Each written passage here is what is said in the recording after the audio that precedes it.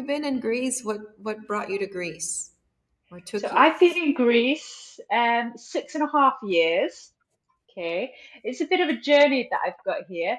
So I first came to Greece when I was 5 years old, particularly Kos, which is the island that I'm on.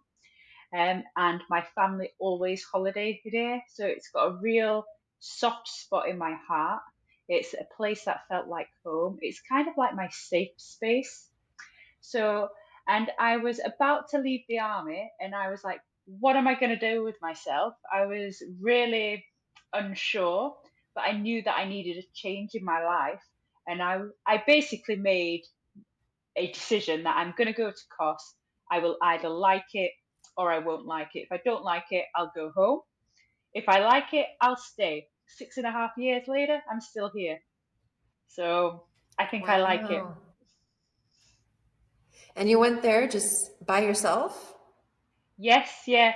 Luckily, I knew a fair few people here, but and I found myself a job in like a tour company as a fitness instructor. So I had that little bit of security. But essentially, I didn't come with anybody or have anybody to live with or anything like that. It was a very bold, risky decision, really. Yeah, that's badass. So, oh, I need to cough. Hang on one.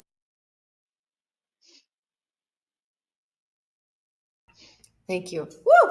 Had like a piece of fuzz from my cat just went in my throat, I think. Oh dear. Um, yeah, so and then now you have this, how do you pronounce it? Evexia? Evexia. Yes. Yeah. Evexia. Is that Greek or It nothing is, to so do? it means well-being in Greek, wellness, well-being. So it is a Greek word, and it basically says what we are, what I'm doing, everything like that. It wasn't my original name for what I was doing, my company, etc. Originally, I was Victory. So this came about when I was in the army, where my goals, life ambitions were very different. I developed Victory, and then when I came here, I changed. My whole demeanor changed, and what I was doing changed. The people that I was trying to help, it was not about victory anymore. We weren't achieving something. It was so much more than losing weight, getting strong. There was more to it, which is how I went through. Like, I think it took me about a year to decide on the name Evexia. Lots of people had different opinions to it, but when I heard the word, I think it just came together, and I was like, that is it. That is what I'm wanting to achieve. That is the goal of everything I'm doing. Yeah. What does it mean, like literally? Well-being and wellness. Oh, wow. That's perfect. I love that. Yeah, Evexia. Sounds and exotic. it sounds nice as Um, well. It rolls off your tongue. mhm. It flows. Yeah, it does. So how do you go from the army to leading wellness experiences and retreats? So the army is quite a intense environment. Fitness, everything, it's intense. Um, should I have ever joined the army? I'm not sure, but that's all I ever wanted to do as a kid was to join the military. So Wow. me being, I'm quite a stubborn person, so if I want something, I'm gonna go and do it eventually. Um, but as I was getting older, I don't think what I wanted from life really aligned with the army lifestyle. Whilst I was in the army, I went through a journey of my own wellness, my own health journey. I got really into my fitness, and my fitness did save me quite a lot of times and from my mental well-being. Um, and I just think I was had an undiagnosed autoimmune disease all through my army career, and I was struggling with a lot of different elements. And then when I finally made the decision to leave, I thought I'm going to become a fitness instructor. This is what I want to do. But then when I came to Kos, I felt safer. The people around me, um, my whole demeanor changed. So I didn't have that mindset, that army mindset anymore. Yes, I still wanted to do fitness. I still wanted to do all that kind of things, but I learned that there was more to fitness. There was more to wellness. There was more to well-being. And I learned about myself in the process. So I got diagnosed with my autoimmune disease, which kind of like ticked a lot of boxes for me. It made me realize what has been going on for the past however many years. And the people around me were so supportive. And what I'd begun to give back to them, they absolutely loved. And it's through, I was teaching fitness, I was teaching Pilates, and it was through one of my clients, now a very good friend of mine. And we were just talking one day. I said, I'd love to do retreats or something. I think cost would be perfect for it. And just from one conversation, it says, well, why don't you do it? Go and ask this person and see if it's going to happen. And I was like, do I, don't I? And I did. And from that one conversation, the retreat world was born for me, really. Wow. When, how long ago was that?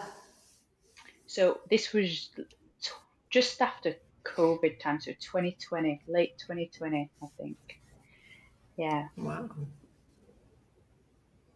That's a great and also interesting time to get Yes, started as the world is it shutting is. down. Yeah. But I think when you're going through that process, I was here alone essentially. Yes, I had friends, etc., but you couldn't socialize, you couldn't do anything. I spent a lot of time thinking, a lot of time working on myself. So by the time I came out of that time, I was a much more confident person. I was a very different person to what it was before COVID times. So to have that confidence to go and like, yeah, this is what I want, and I believe in it. I believe what I'm trying to create, people will want, and people will take something from. And it gave me that opportunity to do that. Yeah. Do you think that your time in the army or skills, things that you learned in that time has helped you to develop this business? Yeah, definitely. I think if I hadn't have been in the army, I wouldn't be here I am today. Um, Basically, your leadership skills, your organizational skills, your want to learn, your need to learn, and the fact that you want to work as a team. So you're wanting to help other people. It's not just about you, it's about everybody around you. So there's so many different elements that I've brought from the army into this world. Yeah. That's that's a lot of, I mean, leadership, organization, working as a team, discipline, I also think, because Yeah. it's something that you need to stay dedicated and consistent with. Yeah, self-discipline for sure. Because if you didn't have self-discipline, I wouldn't get things done on a daily basis.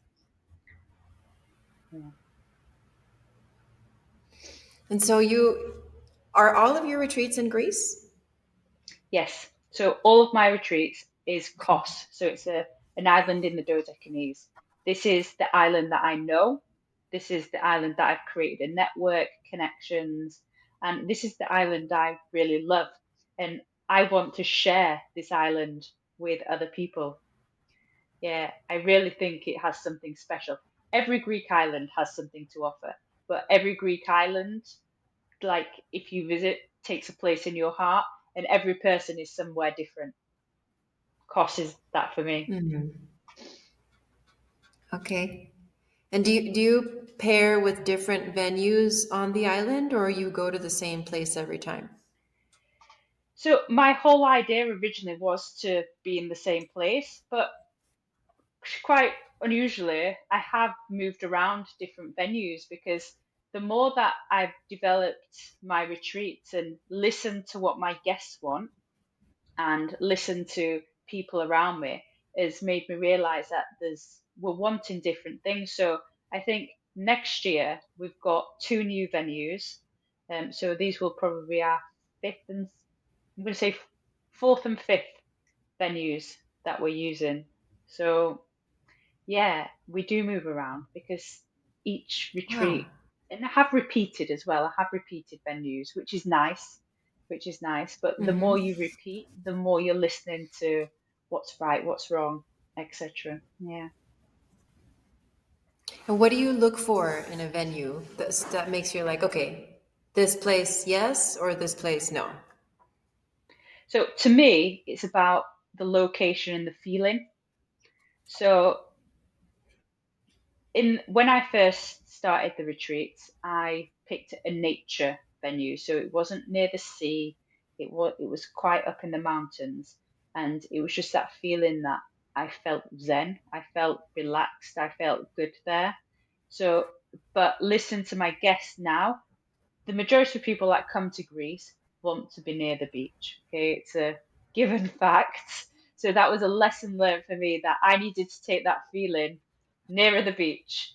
So Okay. I've done different style venues. I've done your 5-star boutique villa venues. I've done your 2-star basic budget venues. Next year, I'm going a little bit in between to try and capture. And I'm also next year, I'm doing a glamping retreat. So we're going to a 4-star eco glamping site, which is not for Wow. everybody, but it gives you that luxury, but also gives you that nature grounding aspect to it and the feeling. Me and my partner stayed there this summer, and we've never felt so relaxed.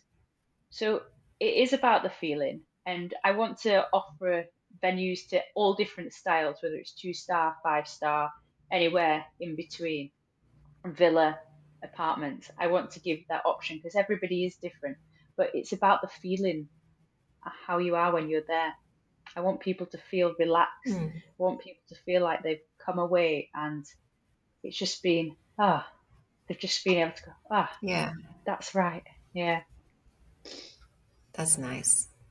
I like that. I think the feeling is so important in my opinion when it comes to retreats because and I've talked about this a lot with other people.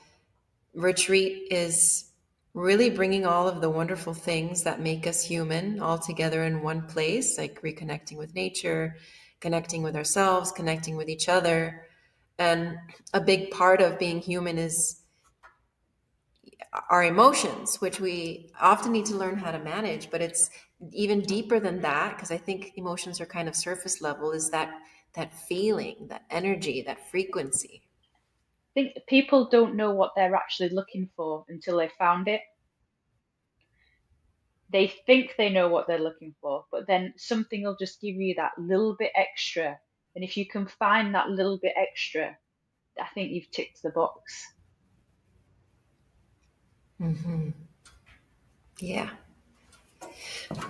So how do you where does your community come from? How did you start building community around this? Was it online? Was it people back home? So, in terms of like my network here on COS, it's through just meeting people and talking to people, working with people. Everybody knows somebody, and not being afraid to just go and chat or bring people into my classes, personal training, private Pilates, all that kind of stuff. So that is how I built my community here on COS. Being a bit of a people person, as much as I'm an extrovert, I'm also an introvert at the same time. But I find nothing greater than being able to help people. So, and that's how I've built my community by going out and trying to help as many people as possible. With regards to getting people to my retreats, it's kind of a weird situation because most people, when they're hosting retreats, they've got a group and they're going elsewhere. So, for example, I'd be a personal trainer or a yoga instructor in the UK. I've got 5, 6 clients, and they all want to come on a retreat with me. So it's this kind of warm leads.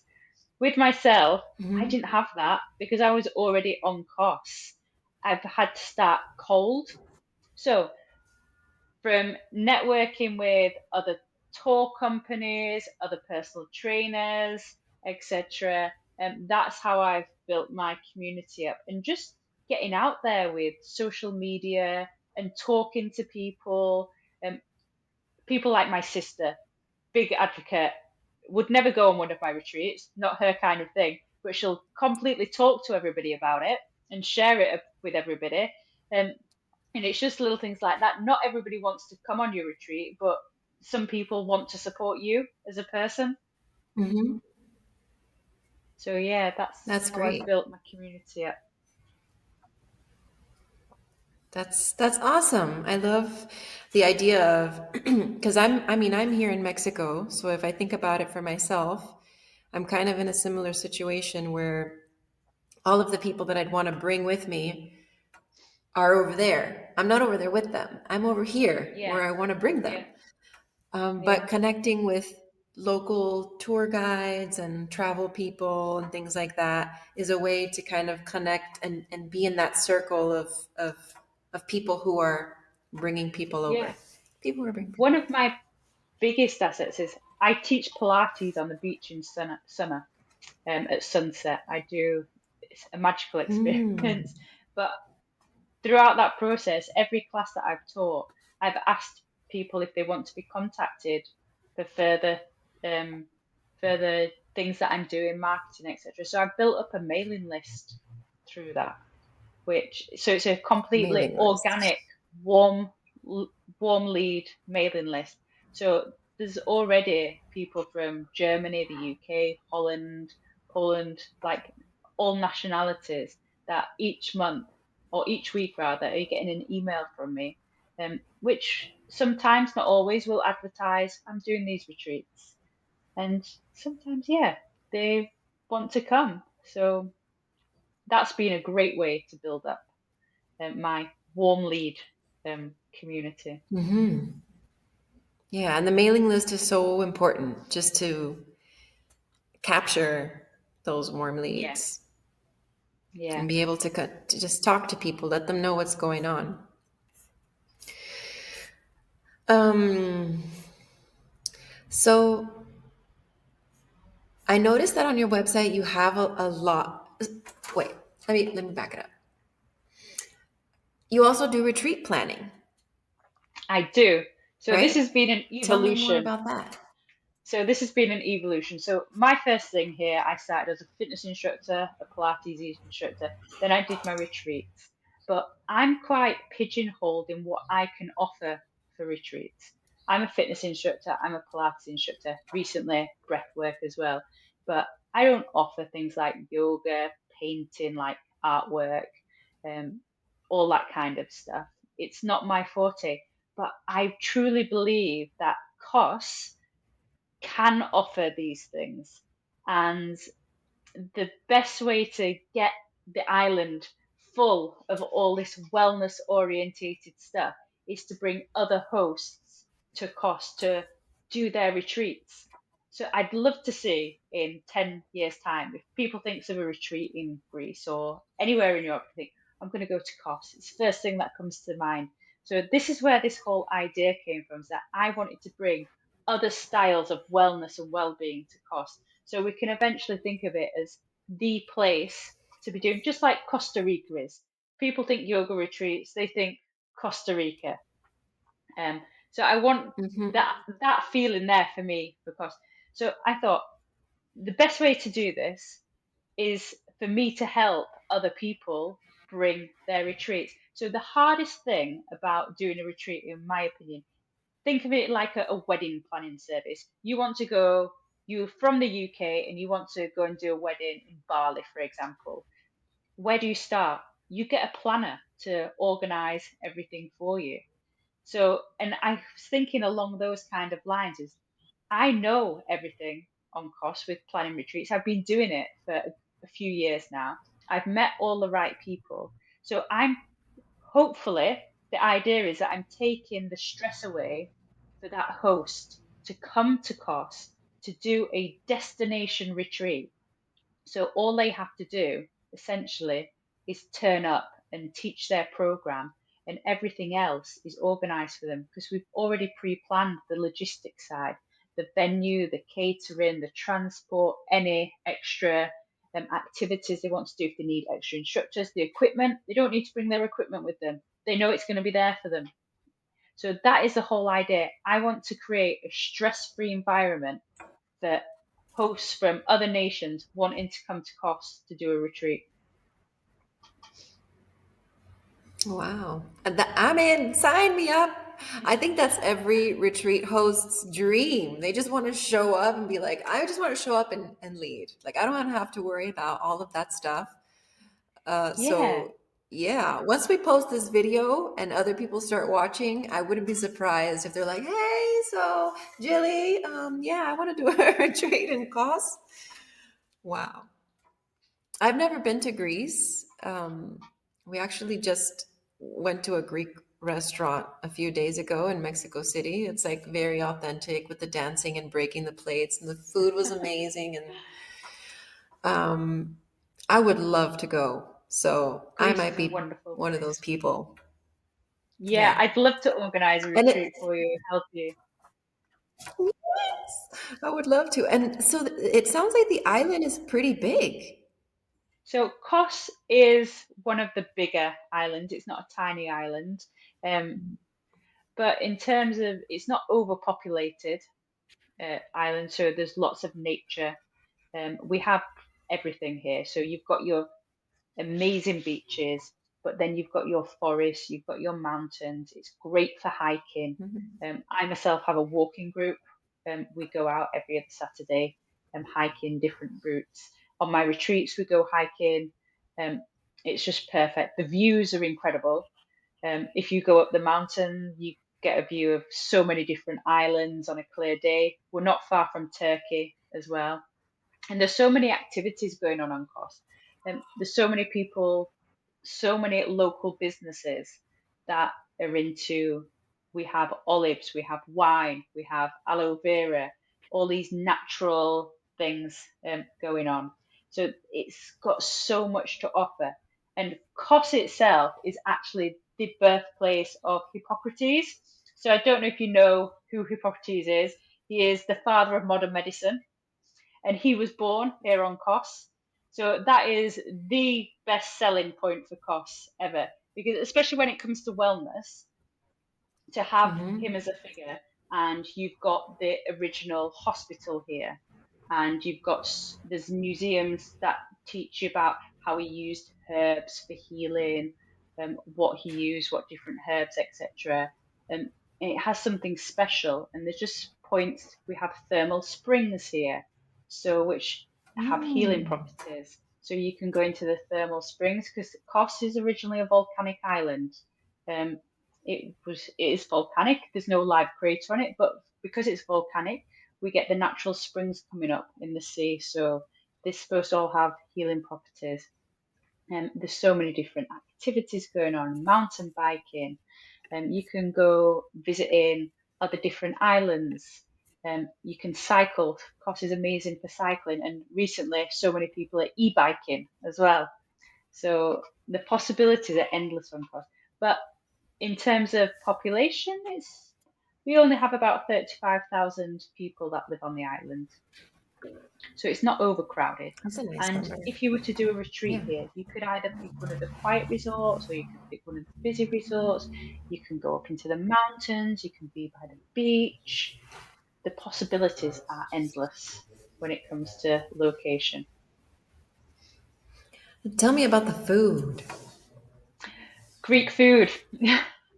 Greek food, your Mediterranean healthy diet. There's a reason why the Mediterranean diet is one of the healthiest. Fish, freshly grown vegetables. Kos itself, before tourism came to Kos, was tomato farming island. So the tomatoes here are they're going to be the best tomatoes you've ever eaten. Okay, without a doubt. Okay, and the fresh fruit, everything that we eat is generally in season. We get all our fruit and vegetables from the local markets on the side of the road, from the local farmers, that type of environment. If you're a meat eater, the quality is amazing, from lamb in the oven, beef in the oven, to souvlaki, which is like your kebab style food. lots of olive oil, um, which is really good for you. Greek salads, one of the best salads, the most delicious salads there is. Um, Honestly, Greek food is amazing, and the fact when you're on an island, everything is local.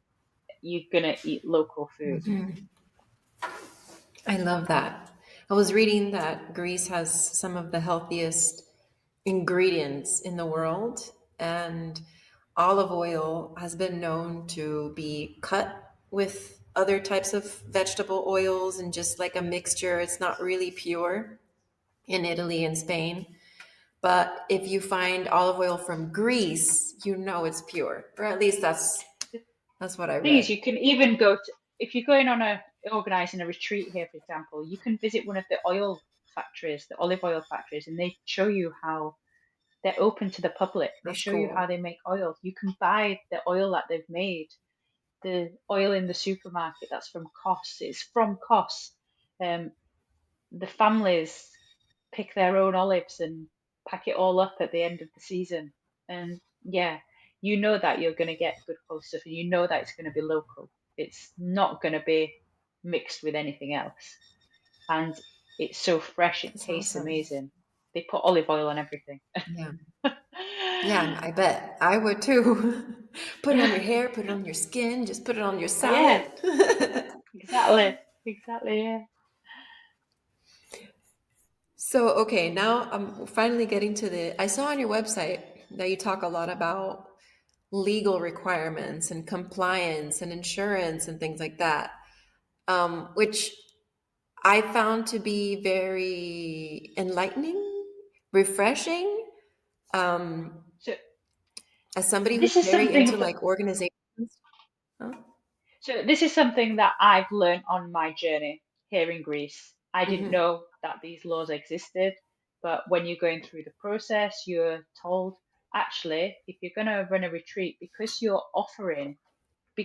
selling, this is the key, because you're selling a package which includes accommodation, you have to be a travel agent or tour operator. And then as I was researching, I thought, oh, I was just complaining that the Greek system, blah, de, blah, de, blah, because the Greek system is generally a bit tiresome sometimes. And then I researched it. In the UK, they have exactly the same law. And how many hosts do I know? Even when I first began, I didn't know this, that these laws existed. How many retreat leaders I know that are running retreats because they're just a not just a yoga instructor, but they are only a yoga instructor, and they think, I'm just going to take my clients away and we're going to do this.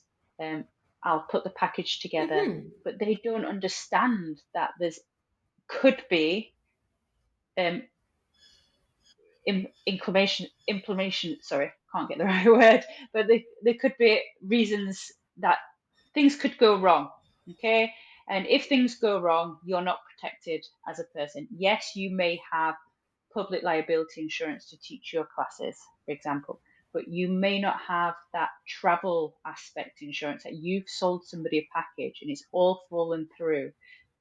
Now by law, you have to refund them, but you can't refund them because you've lost the money. So this whole aspect of being legal, being a travel agency or a tour operator, gives this package. It makes it safer for your guests that are traveling. So, and this is something I learned the hard way. I didn't know anything about it.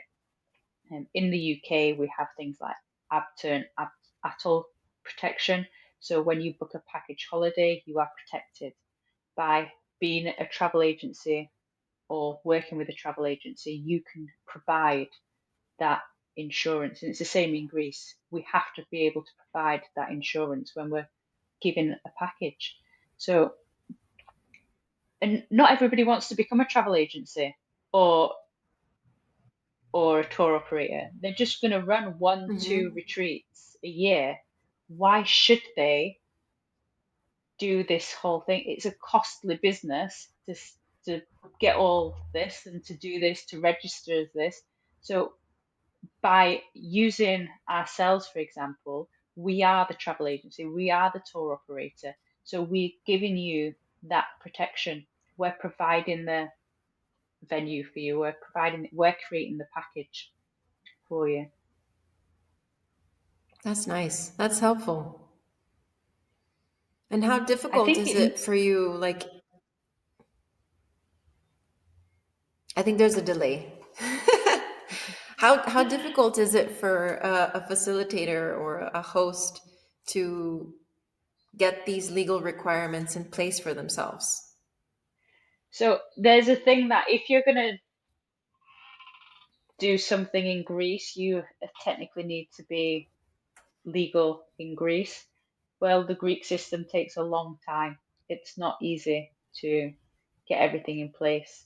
I don't know about the UK, I don't know about Holland, Germany, anywhere else in Europe or anywhere else in the world, but I know that it's not easy to get these licenses. So it's easier to go through. I mean, obviously now everybody knows watching this that if they want to go to cost, they just go through you. They just go through Evexia and they're good. But if they wanted Yeah, to do a retreat in Spain or Thailand or wherever, would you recommend using a travel agency or using a third party I would like that to recommend help you? teaming for legal reasons and to protect you and your guests. Team up with a travel agency, team up with a tour operator. There's some fantastic ones around there. In the UK, a particular one that I've worked with is not in the guidebooks. They're fantastic and so helpful. And they have that protection there. And they specialize in alternative travel, for example. And there's lots of others out there that specialize in alternative travel as well. Okay. Oh, I just had a question. It was right there and then it left. It's gonna come back. It's gonna come back. Oh, because you said you learned this the hard way. Did something So happen that made you realize like, oh, not particularly I need this? that. So I was hosting my retreats and didn't know that you needed. I had some bad advice from somebody, and I didn't know. Okay. They said, right, yeah, you can just do it. It's fine, not a problem, as long as you have your public liability insurance. And then when I started to get more successful, they were like, actually, you need to do this. And I was like, well, you could have told me that in the beginning because I would have done that in the beginning. And it kind of scares you that you've been doing it wrong for so long. Luckily, nothing's ever happened. All my guests have been happy.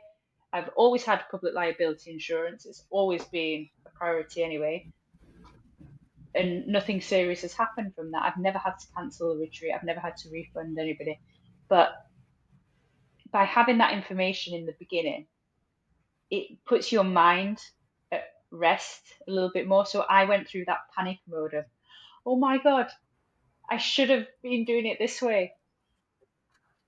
And it's not a nice feeling. Yeah. Yeah, I know what you mean. We the four retreats that we've done, we haven't had any of that. And so now looking forward, I'm like, there's no way I'm doing a retreat without that now for the same reason. Because I just don't Yeah. want to invite any unwanted experiences We've got to into the protect process. ourselves and we've got to protect each other. We've got to Hmm. make sure that everybody is protected along the way so everybody feels safe, whether it's financially or physically, mentally. We're going to, at the end of the day, it's wellness. Retreats are there to help people. So if we can create a safe environment where people feel comfortable, that is what we want to create. I agree. And I like it. It's this balance of like feminine and masculine energy. You know, you have the feminine that's very airy and flowy and just relaxing, nurturing, loving. But then you have this very masculine side that's also needed, where you have the structure and the organization and making sure everything is in place so that the other part can freely flow. Yeah, yeah. If you put everything, if you put your structure there, if you put your legal aspect all there, and there's no room for movement on that, that is there. it allows everything else to just go where it needs to go. But I think this is where the army background is probably quite helpful. I'm used to following the rules, but at the same time, I've got this, I broke free and I don't want to follow the rules, but I know that I have to. Yeah. Yeah. Guidelines, like you said, the structure is important. So you also you collaborate with a lot of people there. Can you talk to me a little about your experience collaborating? I love collaborating because when I first started doing retreats, I tried to do everything myself. This is a recipe for burnout. Okay. You cannot do everything yourself. So by working with other people, partners, creating fantastic working relationships, it opens up so many doors. So, for example, on my retreats, I no longer guide the hikes. I'm qualified to guide the hikes, but I no longer do. I outsource it. But by outsourcing this, the hiking, it's opened up a lot more doors. So when it comes to me planning retreat planning service, doing the retreat planning service, I've got an array of activities that I can offer because this company that does the hiking knows so many people and offers so many different things themselves is that I can then go directly to them. I just phone them up, message them saying, are you able to offer this? Or do you know somebody that can offer this? And there we go. Within a few moments, we can offer a new service to anybody else by collaborating with different instructors, personal trainers, yoga instructors, breathwork instructors, Pilates instructors, all these kind of things. By having a network of instructors means that we've always can hand pick the best people. I work with some fantastic people here on the island, and then I bring people from the UK as well, so I can offer a working holiday for them. Come and teach for me, get some free accommodation, etc. Um, Equipment, things like bicycles. On my retreats, I offer bicycles to everybody. Everybody's got a bicycle. The island's worth exploring. On the retreats that I'm organising for other people, we can say, if you want bicycles, it's easy. They cost this much, these many days. We can just get them delivered to you. Not a problem. Things like catering, venues. Every venue that is in my retreat planning service, I've been to view. I've seen every venue. I've spoken to every person that owns or manages that venue. I know what they've got, what they don't have. Um, in terms of catering, all the different catering options are real. I know which retreat venues have catering on site, what catering's available, all these kinds of things. So collaborating with loads of different people and building up a network creates a better service. It means that you could tell me something like you wanting to plan a retreat, and you might say, I want to go mountain biking. And I'll be like, oh, I've never sorted mountain biking out before. And I can guarantee by the end of the day, I'll be like, right, I've got you a quote. This person can do this because that's what it's all about. And that's why it takes the stress away because I'm doing these collaborating. I spend my weeks that I'm not busy doing other things. I'll go out and meet people and introduce myself to people. People know who Evexia are because they've heard of it. That's awesome. I just visualized, like, this web when you were talking about the network, when it's just you trying to do everything, your network can only it's only going to get so big. But when you start doing this and then this and then this, it just expands in such a huge Yeah, way and think of it opens like up a so mind many map. doors. Yeah. As a single person, you cannot physically do everything. You can't be in 10 places at once. You physically can't do everything, but your mind cannot take it all either. And this is why it's nice for a retreat host or a retreat leader to come. They don't have to worry about all that. They don't have to worry about doing all these things. They can just focus on their guests and teaching the classes that they want to teach. That's really nice. That's really nice. Okay, Jilly. So I have two more. Well, one question I'm going to ask you, and then one question for you to ask. So the last question is, do you have any advice that you would give to other people in the retreat industry? Maybe something that advice you would give to your younger self just starting out. Basically, what we've just talked about, really. Don't try to do everything on your own. There are so many people out there, whether you come to a retreat planner, ask me for help, or you speak to somebody else that has done retreats before, or find somebody to work with, bring on, have two instructors, work together, share the load. Because as much as being on a retreat is really stress free, organizing a retreat can be really stressful. And you want to be able to take away that stress as much as possible. You want to be able to enjoy the process as much as possible. So share the load. Honestly, don't try to do everything yourself. That's good advice. And so, for you, if you could ask any question to the retreat gods or the retreat expert, what would that question be? Oh, wow. The retreat gods and retreat experts.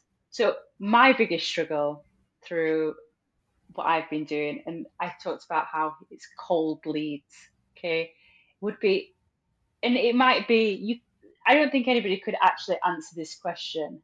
What is the perfect way to market a retreat?